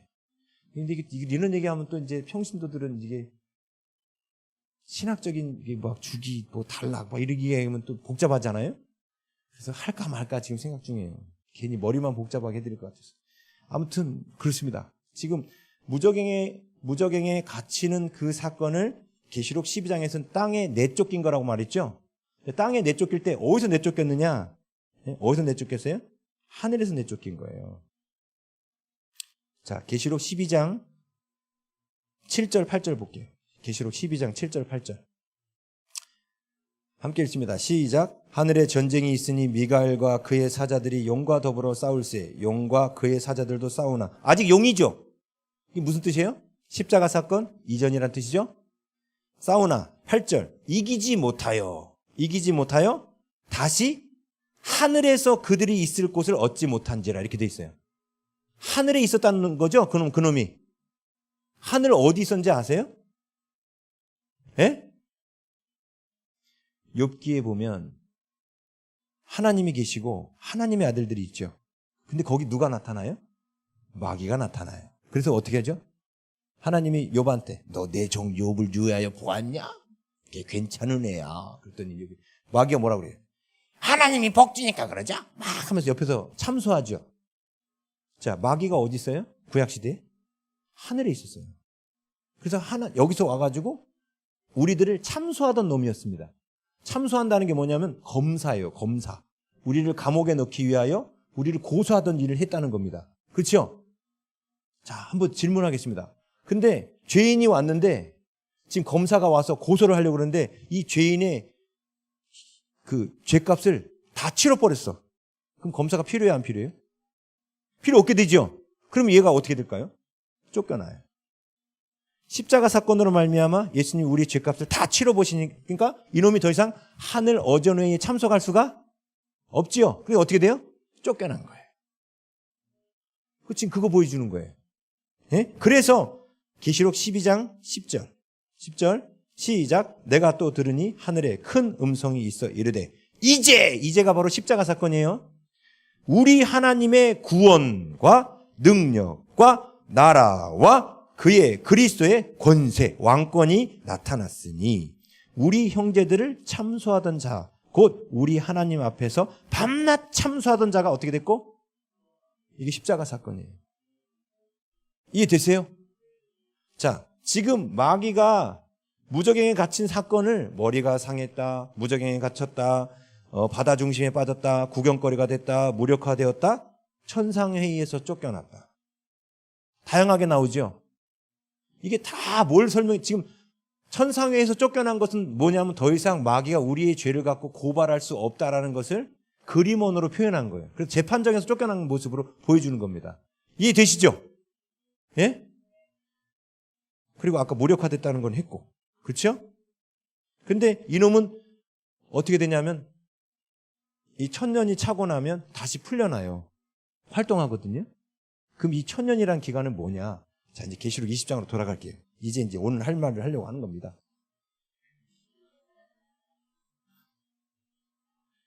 자, 3절. 계시록 20장 3절. 무저갱에 던져 넣어 잠그고 그 위에 뭐하여? 임봉하여 천년이 차도록 다시는 뭘 못하게 합니까? 만국을 미혹하지 못하게 하였는데 천년이 차도록 천년 동안 뭘 하느냐? 이놈이 무저갱에 갇혀있는 천년 동안 더 이상 만국을 미혹하지 못한다. 그렇죠? 그러면 이놈 개버릇 남 못 준다고 이놈이 갇히기 전에는 요 구약시대에는 뭘 했다는 거예요? 만국을 미혹했다는 거예요.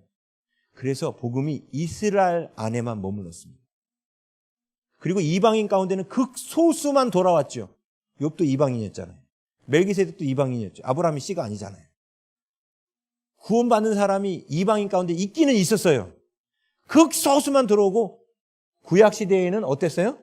만국을 미혹하던 놈이 활동하던 이 용이 다스리던 때에는 만국이 미혹을 당해서 만국에 복음이 들어가지 않았습니다. 그렇죠? 그렇잖아요. 근데 만국을 미혹하던 놈이 갇혔어요? 그러면 어떤 일이 일어날까요? 그렇죠. 열방에 복음이 들어가는 거예요.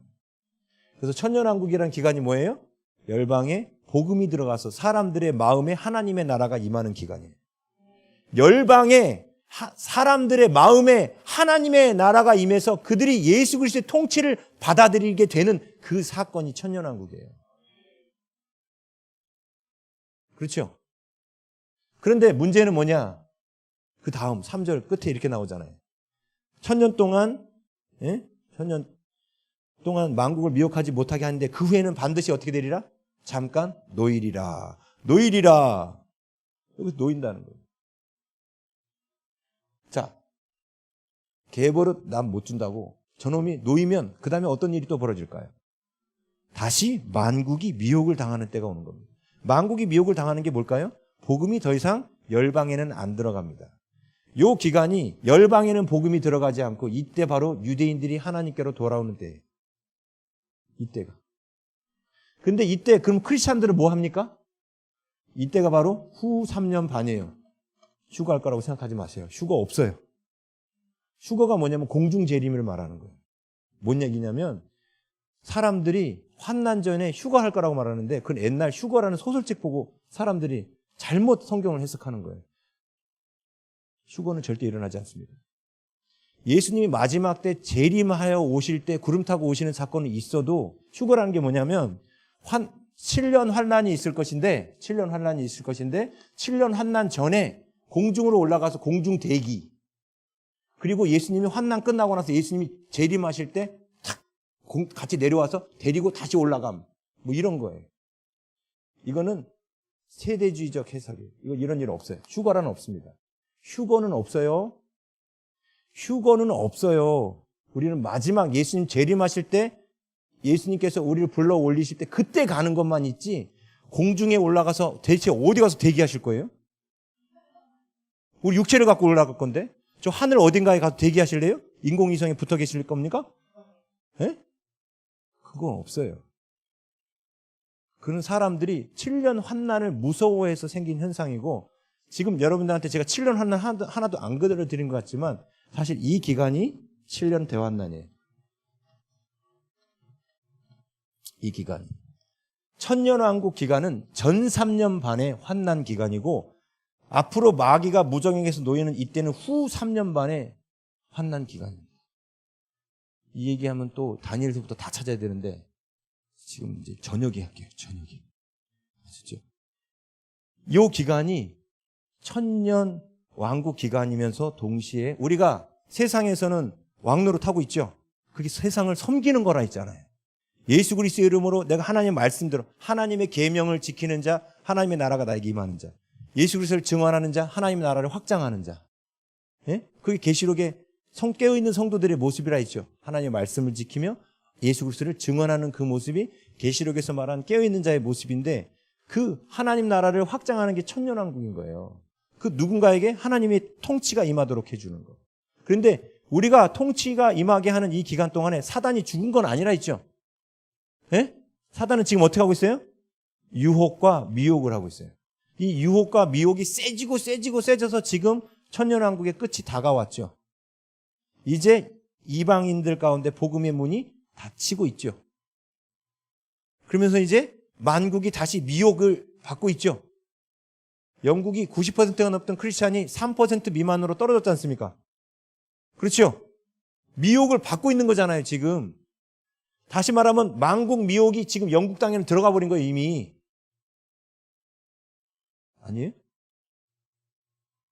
지금 세계 곳곳에 복음의 문이 닫혀가고 있어요. 근데 놀라운 건 이방인들을 향해서는 복음의 문이 닫히는데 유대인들을 향해서는 복음의 문이 거꾸로 열리고 있어요. 바울이 로마서에서 이렇게 말합니다. 유대인들이 예수 그리스도의 복음을 거절함으로 말미암아 이제 이 복음이 이방인에게로 넘어갔다. 그렇죠? 그런데 이제는 이방인들, 그 만국이 이 복음을 거절함으로 말미암아 이 복음이 누구에게 다시 돌아가요? 유대인에게 돌아가는 거예요. 그래서 이 기간에는 유대인들이 돌아오는 기간 또 한 가지가 있어요. 이때 천년왕국에 안 사는 크리스찬들이 있습니다. 교회는 다니지만 주님의 통치는 안 받아들이는 사람들이 많지요. 교회 안에. 요거를 땅에 속한 자라고 표현한다고 했습니다. 근데 하나님이 이 사람들 버릴 수 없잖아요. 이때 천년왕국 기간 동안에 하나님의 나라가 임하여 하나님께 순종하는 자들을 그 뒤에 계시록 20장 4절에 보호자들의 앉은 자라고 설명드렸잖아요. 어제. 그죠? 어제 설명했잖아요. 보호자들을 보니 거기에 앉은 자들이 있어요. 여기서 말한 보호자는 왕의 자리라 했죠. 왕노릇하는 사람이라 했어요. 어떤 사람이 왕노릇해요? 그렇죠. 하나님의 말씀대로 살고 예수 그리스도를 증언하는 사람. 이 사람이 왕노릇하는 거랬어요. 근데 이것 때문에 목배임을 당했다는 게 무슨 뜻이라 했습니까?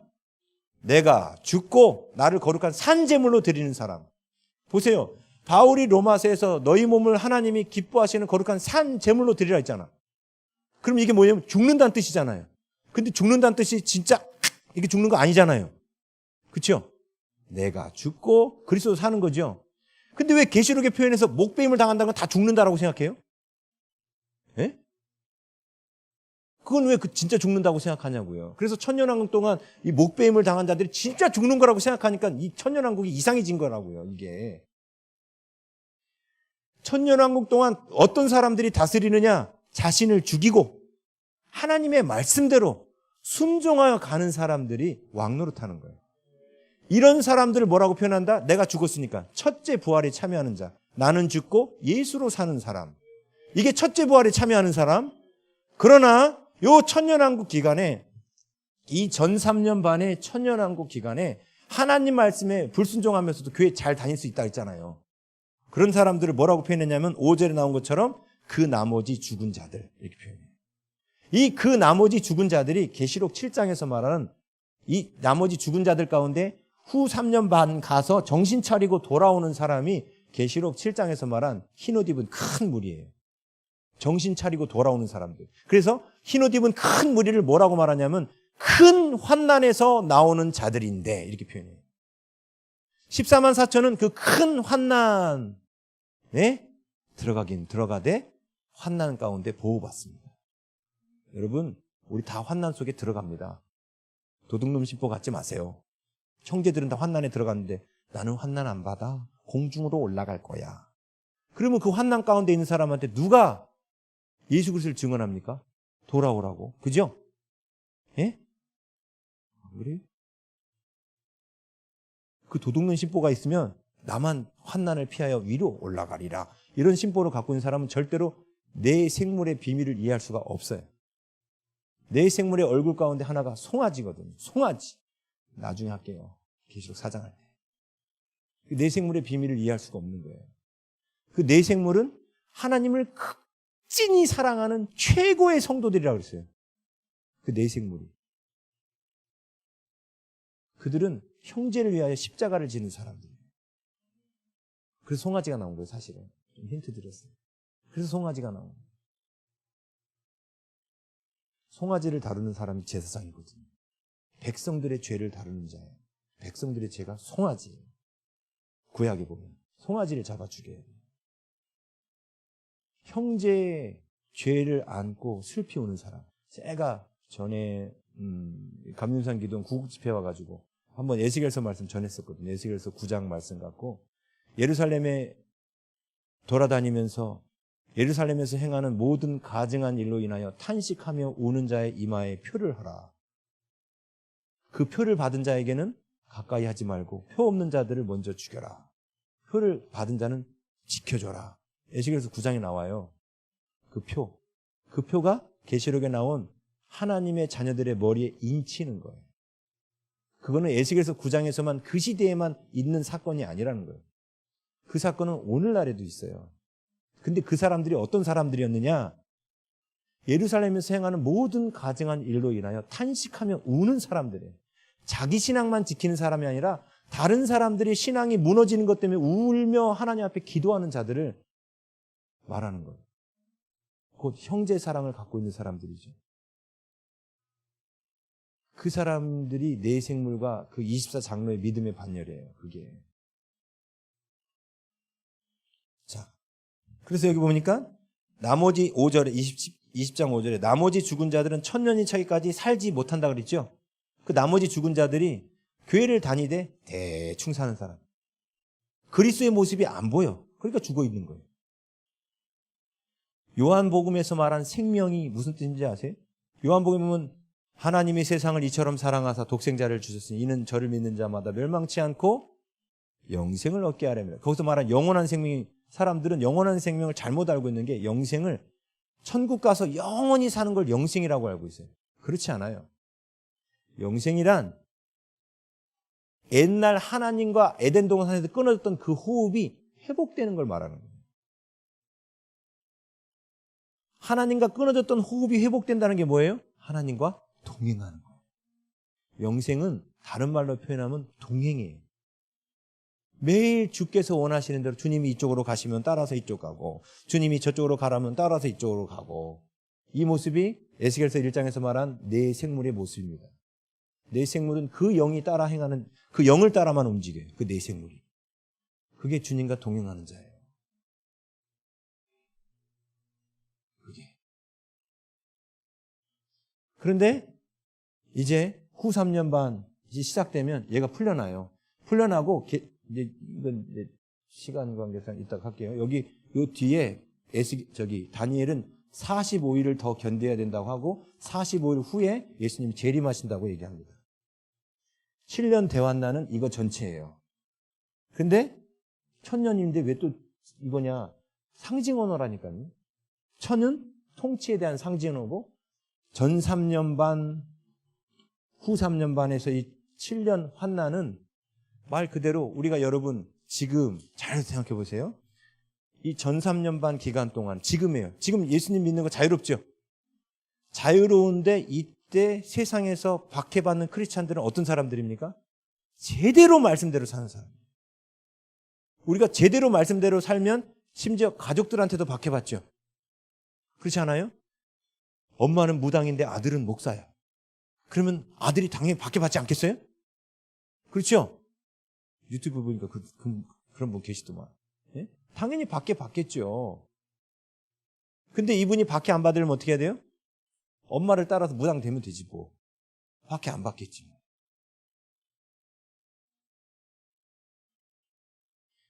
성경에 보면 우리가 있는 이 기간을 하나님과 더불어 동행하는 기간, 동행하는 이것은 천년의 다스림 가운데 있는 거고 현실은 세상에서 박해를 받고 있어요. 초대교회 교인들도 그러했죠. 초대교회 교인들 그러지 않았어요? 그렇죠. 그렇게 살았어요. 정말로 제대로 신앙생활하면 우리가 세상에서 박해받게 돼 있습니다. 그런데 전 3년 반 때 내가 죽고 그리스도로 사는 그 부활의 믿음에서 살다 보면 박해를 반드시 받게 돼 있습니다. 근데 이때 그 박해를 받으면서도 예수님이 원하시는 삶을 사는 사람한테 이때 그 박해를 또 줄 필요가 없지요. 그래서 빌라델피아의 교회에 너희들에게는 장차 올 큰 환난의 때를 면하게 해주겠다라고 말한 거예요. 왜? 그들은 이미 여기서 박해를 받고 있었거든요.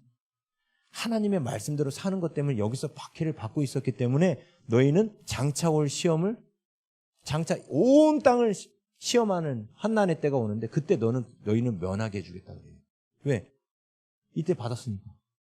이때도 박해 가운데도 끝까지 주님의 말씀에 순종하여 하나님 말씀대로 살고 예수 그리스도를 증언하는 삶을 살았으니까. 이때는 받을 필요가 없는 거죠. 대신에 이 사람들이 여기 들어가서 사람들을 깨우는 거예요. 깨우는 거예요. 깨워야 돼. 누군가는 깨워야 되지 않아요? 이때 깨울 때 양다리 걸쳤던 땅에 속한 자들도 깨우고 그 다음에 유대인들도 깨워야 되는 거예요. 왜? 성경에 그렇게 하라고 돼 있거든. 그래서 이 감림산 기도원도 코로나 터지기 전까지는 계속 예루살렘 가가지고 유대인들 깨우신다고 원장님 다니시고 그랬었잖아요. 그게 해야 될 일이에요, 우리가.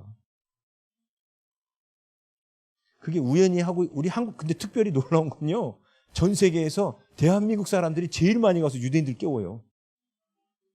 원장님만 가시는 게 아니야. 제가 인천에 있는 어떤 교회도 해마다 단체로 막 예루살렘 가가지고 집회한다는 얘기 들었고, 꽤 많이 가서 깨워요. 참, 우리 한국 사람들 정말 하나님이 기뻐하실 거예요. 유대인들도 예수님 믿어야 구원받거든요. 근데 지금 제가 아직은 왜 7년 대환난이 여기부터 여기고, 이거 아직 왜 7년을 이렇게 얘기하는지 아직 얘기를 안 드렸어요. 그냥 일단은 설명만 드린 거예요. 저거에 대한 근거는 다니엘서와 또다시 계시록 12장과 몇 가지를 보여드리면 이제 그렇구나가 나와요. 근데 그것까지 다 다루면 지금은 끝내야 되니까. 이따가 하고요. 이따가 이제 저녁에 하기로 하겠습니다. 자, 오늘 말씀 보면 중요한 건 이거예요. 여러분, 계시록 강의할 때, 다 까먹으셔도 돼. 천년왕국 소리 어떻게 다 까먹어도 돼. 중요한 건 지금 내가 깨어서 주님의 통치를 받고 있냐는 거예요. 하나님 말씀 안에 살고 있냐는 거예요. 그리고 하나님이 원하시는 그리스도의 장성한 분량이 충만한 데까지 이루고 있냐는 거예요. 이게 중요한 거예요. 이게 중요한 거예요. 환난 같은 거 걱정 안 하셔도 돼요. 네. 그리스도 안에 있으면 보호받거든요.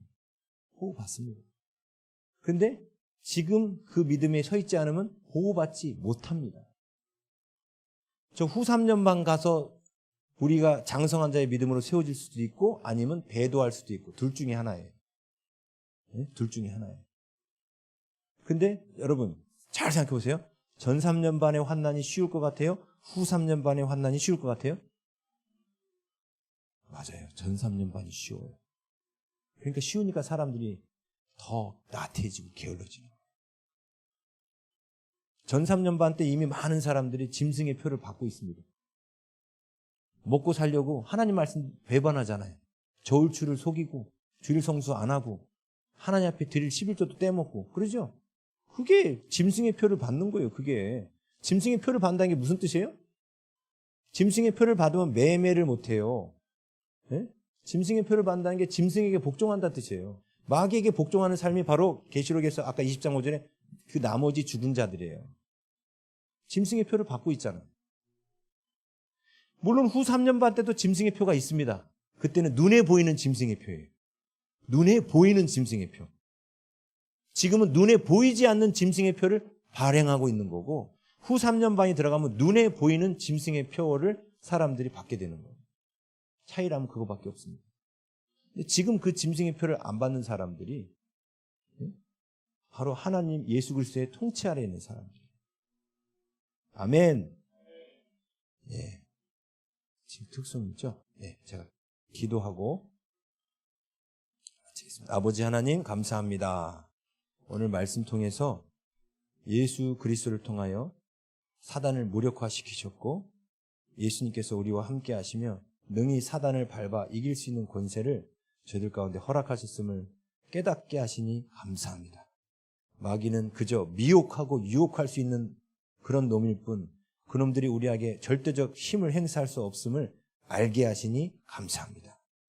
주님, 더 이상 마귀에게 속지 않게 해주시고 우리의 주권을 마귀에게 내어주지 않게 해주시고 오직 주의 말씀에 순종하여 주님께서 원하시는 믿음의 길, 십자가의 길, 좁은 길 걸어가는 저희들 모두가 되게 하여 주시옵소서.